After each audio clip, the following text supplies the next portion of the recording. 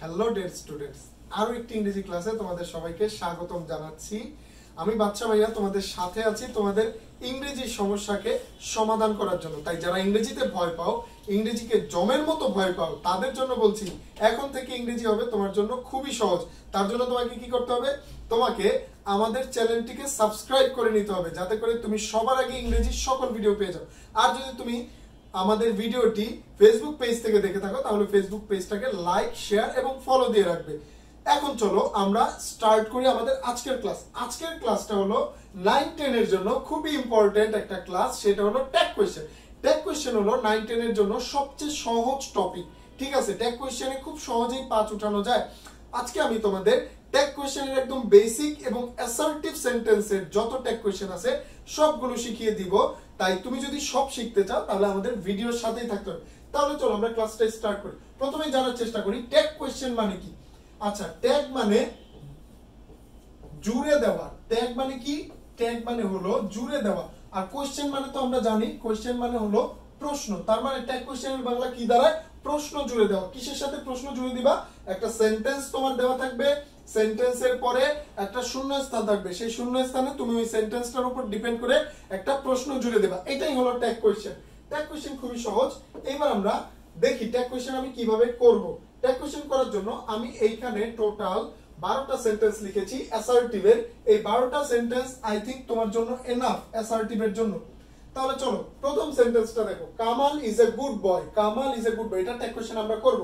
Tag question করার জন্য আমাদের প্রথমেই যেটা করতে হবে, আমাদের প্রথমেই সেন্টেন্সের মধ্যে অক্সিলারি ভার্ব খুঁজে বের করতে হবে। ট্যাগ কোয়েশ্চেন করার প্রথম নিয়মটা কি? প্রথম নিয়মটা হলো অক্সিলারি ভার্ব খুঁজে বের করা। এখন তুমি আমাকে বলতে পারো, স্যার আমি তো অক্সিলারি ভার্ব চিনি না। অক্সিলারি ভার্ব চেনানোর জন্য আমি কি করেছি, অক্সিলারি ভার্ব গুলো লিখে দিয়েছি। দেখো এইখানে দেখো, অক্সিলারি ভার্ব টোটাল দুই প্রকার, একটা হলো প্রাইমারি অক্সিলারি, একটা হলো মডাল অক্সিলারি। প্রাইমারি অক্সিলারি কোনগুলা? দেখো প্রাইমারি অক্সিলারি টোটাল 11টা। সেগুলো কি? am is are was were, am is are was were, have a said, do did does। এই টোটাল 11টা হলো প্রাইমারি অক্সিলারি। আর মডাল অক্সিলারি কোনগুলা? can could, shall should, will would, may might, must need, dare, ought to। ঠিক আছে, তুমি যদি auxiliary verb না পারো তাহলে এটার স্ক্রিনশটটা এখনই নিয়ে নাও এবং বাসায় মুখস্থ করে ফেলো। ঠিক আছে, এবার আমরা চলে যাই সেন্টেন্সে। ওকে, আমাদের প্রথম সেন্টেন্সটা কি? প্রথম সেন্টেন্সটা হলো Kamal is a good boy. Kamal is a good boy. এই সেন্টেন্সটার মধ্যে তুমি কি কোনো অক্সিলারি ভার্ব খুঁজে পাচ্ছো? ইয়েস, আমি একটা অক্সিলারি ভার্ব খুঁজে পেয়েছি, সেটা হলো কি? ইজ। ইজ হলো এখানে অক্সিলারি ভার্ব। তাই আমি কি করব? প্রথমে অক্সিলারি ভার্বটাকে সামনে নিয়ে আসবো। এরপর আমাকে দেখতে হবে সেন্টেন্সটা কি অ্যাফার্মেটিভ না নেগেটিভ, অর্থাৎ সেন্টেন্সের মধ্যে কোনো নেগেটিভ ওয়ার্ড আছে কিনা। এখন তুমি আমাকে বলতে পারো আমি তো সকল নেগেটিভ ওয়ার্ড চিনি না, তখন কি করব? তখন তুমি যাতে সহজে নেগেটিভ ওয়ার্ড চিনতে পারো, এই জন্য আমি সবগুলা নেগেটিভ ওয়ার্ড এখানে উল্লেখ করে দিয়েছি। এখানে সবগুলা নেগেটিভ ওয়ার্ড আছে। নেগেটিভ ওয়ার্ড কি কি দেখো, no, never, not, nothing, none, nobody, hardly, scarcely, rarely, seldom, few, little. এই সবগুলো হলো নেগেটিভ ওয়ার্ড। তুমি যদি নেগেটিভ ওয়ার্ড না জানো, এখনই এটার স্ক্রিনশটটা নিয়ে নাও, যাতে করে তুমি নেগেটিভ ওয়ার্ড সহজেই শিখতে পারো। তাহলে চলো আমরা চলে যাই এবার সেন্টেন্সে। এবার আমরা সেন্টেন্স প্র্যাকটিস করব। সেন্টেন্সে এখানে অক্সিলারি ভার্ব কোনটা? Kamal is a good boy. এখানে অক্সিলারি ভার্ব হলো কি? অক্সিলারি ভার্ব হলো ইজ। তাই আমি ইজ নিয়ে আসলাম, ইজ নিয়ে আসলাম। এইখানে দেখো কোনো নেগেটিভ ওয়ার্ড বা নট নাই, তাই আমাকে যদি নেগেটিভ ওয়ার্ড না থাকে তাহলে আমি অক্সিলারি ভার্বের সাথে নট ব্যবহার করব। ঠিক আছে, নটটা অবশ্যই সংক্ষিপ্ত মিনিং এ ব্যবহার করতে হবে। Isn't, isn't. আর কামাল হলো কি? কামাল হলো একজন ছেলে। আমরা সব সময় সাবজেক্টের প্রোনাউন ফর্ম ব্যবহার করব। কামালের প্রোনাউন কি? কামালের প্রোনাউন হলো হি, কারণ সে একজন ছেলে। আর যদি একটা মেয়ে হইতো তাহলে প্রোনাউন হইতো শি। ঠিক আছে, এবার দ্বিতীয়টা দেখো, হি ওয়াজ গোইং টু স্কুল। এখানে অক্সিলারি ভার্ব কোনটা? ইয়েস, তুমি ধরতে পেরেছো, এখানের অক্সিলারি ভার্ব হলো ওয়াজ। এরপরে দেখো এখানে কোনো নেগেটিভ ওয়ার্ড বা নট নাই, তাহলে তোমাকে কি করতে হবে? ওয়াজেন্ট ব্যবহার করতে হবে। এরপরে সাবজেক্ট কি আছে? হি। হি তো প্রোনাউনেই আছে, তাই আমরা হি ব্যবহার করব। তোমাকে অবশ্যই কোশ্চেন মার্ক এবং শূন্যস্থান দিতে হবে। ঠিক আছে, নাহলে কিন্তু তুমি কাটা খাবা। এটা মাথায় রাখতে হবে, তোমাকে শূন্যস্থান এবং কোশ্চেন মার্ক দিতে হবে। 3 নাম্বারটা দেখো, I shall do the work. এখানে অক্সিলারি ভার্ব কোনটা? এখানে অক্সিলারি ভার্ব হলো শ্যাল। দেখো তো এখানে কোনো নেগেটিভ ওয়ার্ড আছে কিনা? না, এখানে কোনো নেগেটিভ ওয়ার্ড নাই, তাই আমাদের অবশ্যই একটা নেগেটিভ ওয়ার্ড ব্যবহার করতে হবে। এখন 3টা ব্যতিক্রম আছে, থাকে না কিছু ঘাটতেরা, সব জায়গায় ঘাটতেরা থাকে, এখানেও 3টা ঘাটতেরা আছে। সেই 3টা আমি একটু লিখে দেই। যেমন am plus not, am plus not equal to কিন্তু amn't না, am plus not equal to aren't। ঠিক আছে, অথবা ain't. Am plus not equal to কি আরেন্ট অথবা এন্ড। আবার shall plus not, shall plus not equal to কিন্তু shalln't না, shall plus not equal to shan't. আর আরেকটা আছে সেটা হলো শ্যালের ভাই will, will plus not equal to won't. ঠিক আছে, এখন এই তিনটা কি করতে হবে, এই তিনটা ঝটপট তোমাকে মুখস্থ করে ফেলতে হবে। তুমি স্ক্রিনশট নিয়ে নাও এবং পরবর্তীতে মুখস্থ করে ফেলবা। ঠিক আছে, তাহলে এখানে আমি শ্যালের সাথে যদি নট ব্যবহার করি তাহলে শ্যালেন্ট না হয়ে সেটা কি হবে শান্ট। ঠিক আছে, আর দেখো এই যে সাবজেক্ট হিসেবে কি আছে আই, তাই কি হবে শান্ট আই। ওকে, এরপরে আমরা 4 নাম্বারটা একটু দেখি।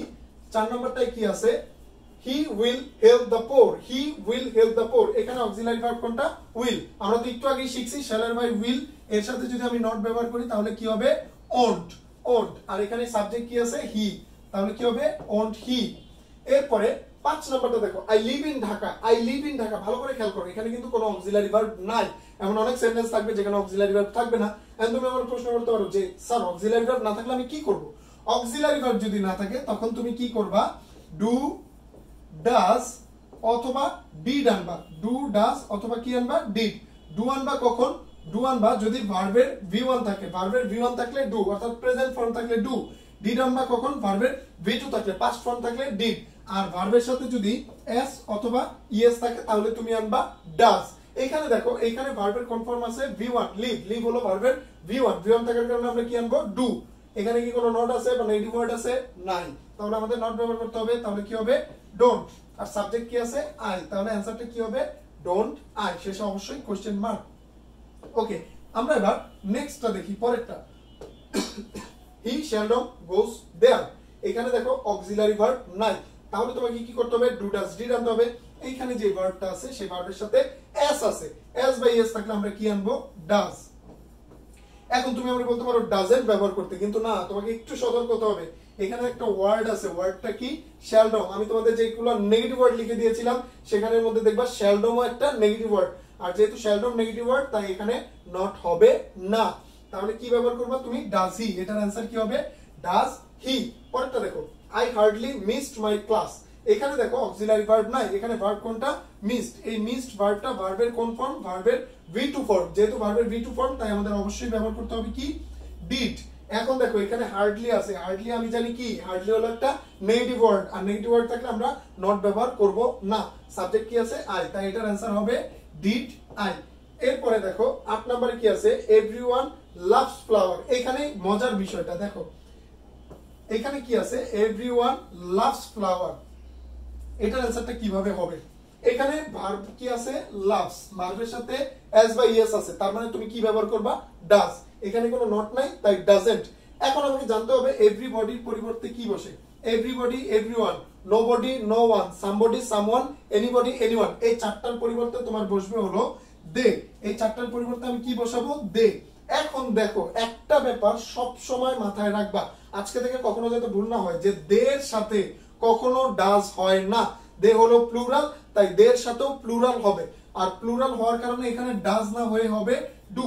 আমি আবার বলতেছি, এখানে কিন্তু ভার্বের সাথে এস বা ইএস আছে, দেখেই তুমি ডাজ ব্যবহার করবা না, কারণ এখানে যে প্রোনাউন সেই প্রোনাউনটা হলো দে, আর দে হলো প্লুরাল, আর প্লুরালের সাথে কখনোই ডাজ হয় না। তাই এখানে ভার্বের সাথে এস বা ইএস থাকা সত্ত্বেও আমরা ডোন্ট ব্যবহার করব, তাহলে অ্যানসারটা কি হবে ডোন্ট দে। আশা করি তুমি এটা বুঝতে পেরেছো। এবার আমরা 9 নাম্বারটা দেখি।